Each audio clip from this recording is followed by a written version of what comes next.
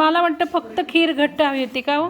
म्हणजे त्याला मी सांगेल मला दिसते ती पातळच चालली असते थोडी. हो. आणि वरण खास ह्यांच्यासाठी तुमच्यासाठी मी दाल फ्राय असा लाल स्पायसी ठेवला नाही. तुम्ही म्हणाल काय असं करता. खरंच मॅडम आरोग्यदायी जेवण आहे मॅडम. काल रात्री सुद्धा त्याला म्हणजे असं वाटलं की सगळ्यांना का फिक्क खाऊ घालायचं. हा केटरर तुम्हाला नाही माहिती आमचा तो फार स्पायसी न ऑइली करतो माहिती का. हां मग हे असं साधं. आणि मग काल पण वरण झालं आपलं पण नाईलाजाने आज वरण ठेवलं आहे परत. हो घेते. तर बघा आता शंतनुसार फार कडक डाएट करत आहेत.